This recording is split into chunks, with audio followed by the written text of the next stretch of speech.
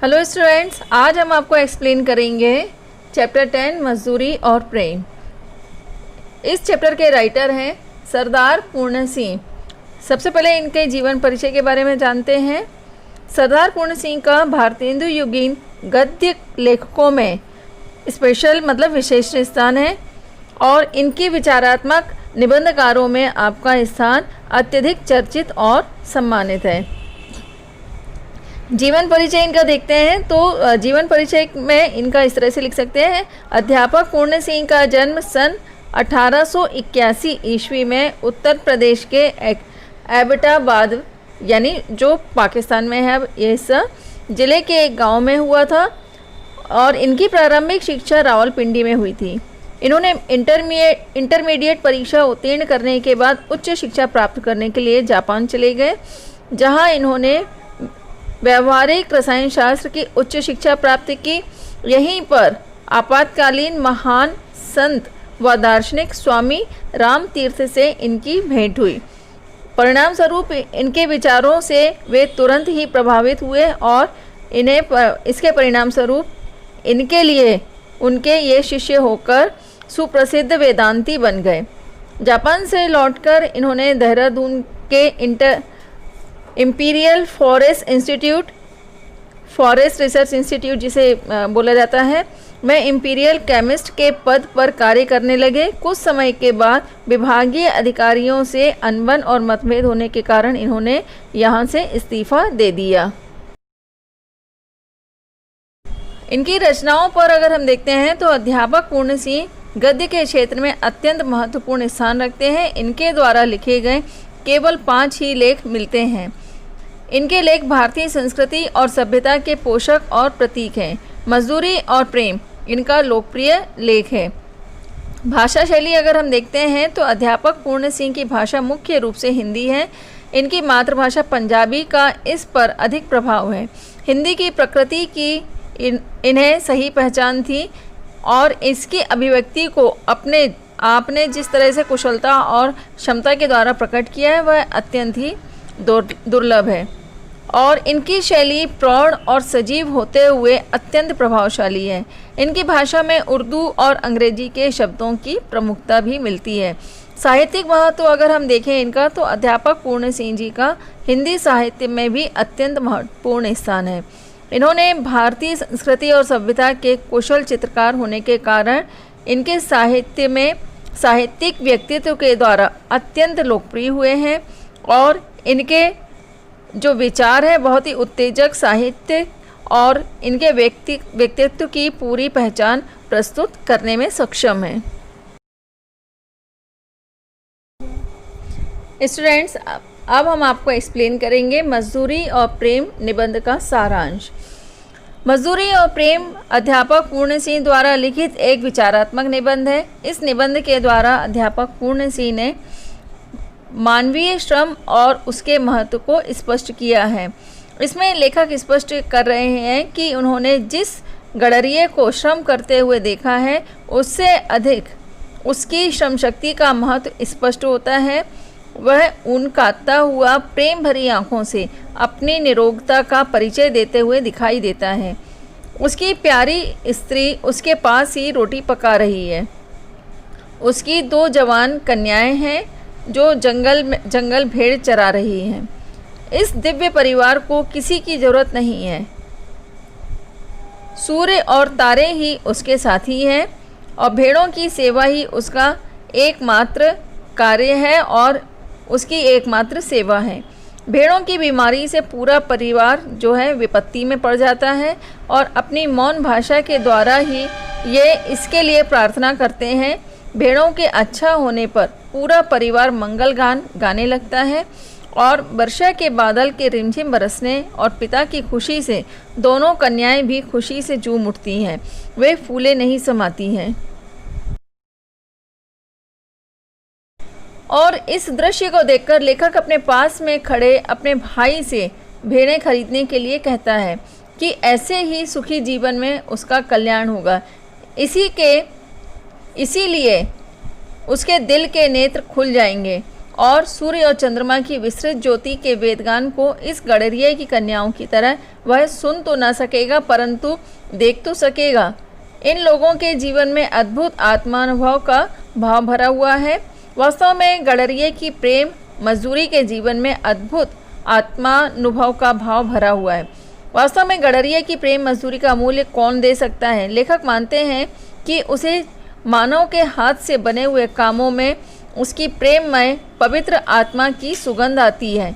यंत्रों से बने हुए फोटो निर्जीव प्रतीत होते हैं। अपने हाथों के चित्रों में उतना ही भेद है जितना कि बस्ती और शमशान में। हाथों की चीज़ों में लोहों की चीज़ों से अधिक रस का आनंद प्राप्त होता है। इस चैप्टर में यही बहुत खास बात बताई गई है कि जो चीज़ हाथ से बनाई जाती है उसमें जो रस और जो आनंद मिलता है वह बाज़ार से खरीदी हुई चीज़ों में नहीं मिलता है। लेखक आगे बताते हैं कि होटल के बने हुए भोजन से कहीं अधिक रस का आनंद अपने प्रीतम के हाथों से बने हुए रूखे सूखे भोजन से प्राप्त होता है। सोने और चांदी की प्राप्ति से उतना सुख और आनंद नहीं मिलता है जितना अपने काम से मिलता है। मनुष्य की पूजा ही ईश्वर की पूजा है, क्योंकि मनुष्य के हाथ तो ईश्वर के दर्शन कराने वाले होते हैं। इसलिए धर्म और कला कौशल से किसी देश की उन्नति नहीं होती है, बल्कि मजदूरों की मजदूरी से ही होती है। इस चैप्टर के माध्यम से यही उन्होंने स्पष्ट करने की कोशिश की है कि जो हम ईश्वर की प्राप्ति के लिए बहुत ज़्यादा पूजा पाठ अगर हम करते हैं, अगर उससे बेहतर किसी मजदूर के, किसी ज़रूरतमंद की या किसी श्रमिक की यदि हम ज़रूरतों को पूरा कर देते हैं, उनकी मेहनत का सही आकलन करते हैं, तो ईश्वर की प्राप्ति उनमें स्पष्ट देखी जाती है कि जो मजदूर हैं, जो ज़रूरतमंद हैं, उनके जो चेहरों पर जो खुशी आती है, तो सच्ची ईश्वर भक्ति वही कहलाती है। पूरण सिंह आगे इसमें समझाने का यह प्रयास करते हैं कि संसार में जो नया साहित्य निकलेगा वह मजदूरों के हृदय से निकलेगा। जब ये हाथ में कुल्हाड़ी, सिर पर टोकरी, नंगे सिर और नंगे पांव धूल से लिपटे और कीचड़ से रंगे हुए जंगल में लकड़ी काटेंगे, तब उनके शब्द वायुयान पर चढ़े हुए चारों दिशाओं में भविष्य के कलाकारों को महान प्रेरणा देंगे। बहुत ही खूबसूरती से समझाने की कोशिश की गई है कि जो श्रम है, श्रम के माध्यम से ही जीवन आगे बढ़ता है, बिना श्रम के जीवन आगे नहीं बढ़ सकता है। और ये बहुत प्रैक्टिकली इसमें ये चीज़ें बता रहे हैं कि एक मज़दूर की हकीकत, उसका व्यक्तित्व, उसके किस तरह से वो काम करता है, तो बहुत ही खूबसूरती से इन्होंने इसमें लिखा है। और आगे वो लिखते हैं कि तब मज़दूरों की ही वास्तविक पूजा होगी, यानी जो सच्ची पूजा होगी वो मज़दूरों की ही होना चाहिए, क्योंकि मज़दूरों के बिना कोई भी देश या कोई भी समाज आगे नहीं बढ़ सकता है। तभी धर्म, योग, शुद्धाचरण, सभ्यता, कविता आदि सब कुछ इन्हीं मजदूरों के उद्यान में खिल उठेंगे। बहुत ही खूबसूरती से इस निबंध के इन्होंने लिखा है, बहुत ही अच्छी तरह से लिखा है। समझने का प्रयास करेंगे तो जीवन की वास्तविकता सामने आ जाएगी। अब हम आपको एक्सप्लेन करेंगे मजदूरी और प्रेम चैप्टर के लघु उत्तरीय प्रश्न। इसमें पहला प्रश्न है, स्वभाव से साधु कौन होते हैं? इसका आंसर है, हल चलाने और भेड़ चराने वाले प्रायः स्वभाव से ही साधु होते हैं। सेकंड क्वेश्चन है, किसान को ब्रह्मा के समान क्यों माना है? इसका आंसर है, किसान अन्न में, फूल में, फल में आहुति सा दिखाई देता है। यह कहा जाता है कि ब्रह्माहुति से संसार पैदा हुआ है, इसलिए किसान को ब्रह्मा के समान माना गया है। नेक्स्ट क्वेश्चन है, घर आए मेहमान का स्वागत किसान किस प्रकार करता है? इसका आंसर है, घर आए मेहमान का स्वागत किसान अपनी मीठी बोली, मीठे जल और अन्न से तृप्त करके करता है। नेक्स्ट क्वेश्चन है, किसी भेड़ के अस्वस्थ होने पर गडरिया कैसा अनुभव करता है? इसका आंसर इस तरह से लिखेंगे, किसी भेड़ के अस्वस्थ होने पर गडरिया दुख का अनुभव करता है। यह इसलिए कि भेड़ों की सेवा ही इनकी पूजा होती है। जरा एक भेड़ बीमार हुई कि सब परिवार पर विपत्ति आ जाती है। दिन रात वे उसके पास ही बैठकर पूरा समय व्यतीत कर देते हैं। उसे अधिक पीड़ा हुई तो इन सब की आंखें शून्य आकाश में किसी को देखने लग जाती हैं, अर्थात भगवान से प्रार्थना करने लगती हैं कि हे भगवान इसे ठीक कर दो। पता नहीं ये किसे बुलाती हैं, हाथ जोड़ने तक की इन्हें फुर्सत नहीं होती है, पर हाँ, इन सब की आँखें किसी के आगे शब्द रहित, संकल्प रहित मौन प्रार्थना में खुली हैं। 2 रातें इसी तरह गुजर गई। इनकी भीड़ अब अच्छी है, इनके घर मंगल हो रहा है, सारा परिवार मिलकर गीत मंगल गान गा रहा है। नेक्स्ट क्वेश्चन है, सच्चा आनंद किस में छिपा रहता है? इसका आंसर है सच्चा आनंद श्रम में छिपा रहता है। इसके पश्चात है लॉन्ग आंसर यानी दीर्घ उत्तरीय प्रश्न। इसका पहला प्रश्न है, गुरु नानक ने किसान के संबंध में क्या क्या कहा है? इसका आंसर इस तरह से लिखेंगे, गुरु नानक जी ने किसान के संबंध में कहा है, भोले भाव मिले रघुराई, यानी भोले भाले किसानों को ईश्वर अपने खुले दीदार का दर्शन देता है। उनकी फूस की छतों में से सूर्य और चंद्रमा छन छन कर उनके बिस्तरों पर उसकी किरणें पड़ती हैं। ये प्रकृति के जवान साधु हैं। जब कभी मैं इनके मुकुट के गोपालों के दर्शन करता हूँ, मेरा सिर स्वयं ही झुक जाता है। जब मुझे किसी फ़कीर के दर्शन होते हैं, तब मुझे मालूम होता है कि नंगे सिर, नंगे पाँव, एक टोपी सिर पर, एक लंगोटी कमर में, एक काली कमरी कंधे पर, एक लंबी लाठी हाथ में लिए हुए, गाँवों का मित्र, बैलों का हमजोली, पक्षियों का हमराज, महाराजाओं का अन्नदाता, बादशाहों को ताज पहनाने और सिंहासन पर बैठाने वाला, भूखों और नंगों को पालने वाला, समाज के पुष्प के उद्यान का माली और खेतों का वाली जा रहा है। इसके पश्चात नेक्स्ट क्वेश्चन है, किसान को हितैषी क्यों कहा गया है? इसका आंसर है दया, वीरता और प्रेम जैसा किसान में दिखाई देता है, वैसा और कहीं नहीं मिलता है, इसलिए किसान को हितैषी कहा गया है। फिर इसके बाद नेक्स्ट क्वेश्चन है, गडरिया आनंद का अनुभव कब करता है? इसका आंसर है गडरिया आनंद का अनुभव तब करता है जब उसकी बीमार भेड़ अच्छी हो जाती है। नेक्स्ट क्वेश्चन है, हाथ की बनी चीज़ में रस भर आता है, समझाइए। इसका आंसर है हाथ की बनी चीज़ें सरस होती हैं, इसलिए उसमें प्रेम की सच्चाई और हृदय की पवित्रता का योग होता है, इसलिए सच्चा आनंद तो हाथ की बनी हुई चीज़ों से आता है। यही जीवन का वास्तविक आनंद है। इस आनंद के सामने स्वर्ग प्राप्ति की इच्छा नहीं रह जाती है। नेक्स्ट क्वेश्चन है, मनुष्य का साधारण जीवन कब श्रेष्ठता प्राप्त कर सकता है? इसका आंसर है मनुष्य का साधारण जीवन तब श्रेष्ठता प्राप्त कर सकता है जब वह मजदूरी और हाथ के कला कौशल में लग जाता है। फिर इसके बाद नेक्स्ट क्वेश्चन है, निम्नलिखित पंक्तियों का भाव स्पष्ट कीजिए। इसमें पहली पंक्ति है, हल चलाने वाले अपने जीवन का हवन किया करते हैं।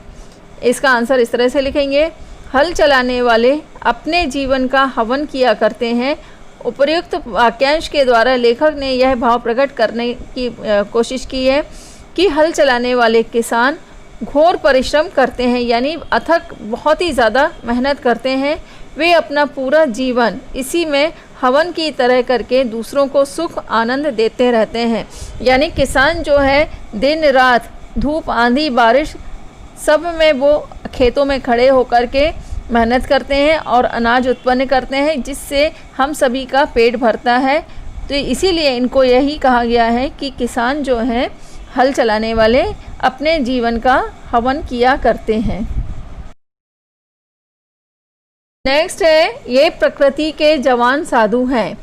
इसका आंसर इस तरह से लिखेंगे, प्रयुक्त वाक्य के द्वारा लेखक ने यह भाव प्रकट करने की कोशिश की है कि किसान अपने घोर परिश्रम से स्वस्थ और तगड़ा रहता है, वह निरोग रहता है, उससे सरलता और पवित्रता टपकती रहती है।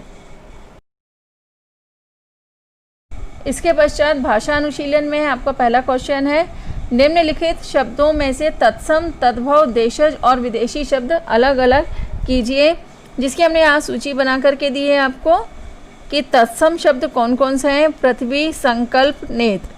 तद्भव शब्द है फूल, मिट्टी और दिन। देशज शब्द है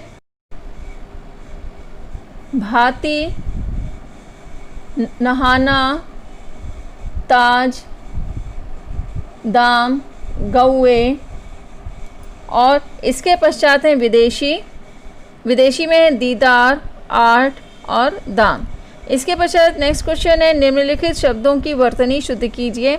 इसमें कुछ स्पेलिंग जो है, मात्राएं जो हैं गलत लिखी हुई है, उसका राइट आंसर नीचे लिखा हुआ है, जिसमें आहुति, ब्रह्मा, केंद्र, आध्यात्मिक, कौशल, निर्जीव, ईश्वर, ये नीचे वर्तनी शुद्ध करके दिया गया है।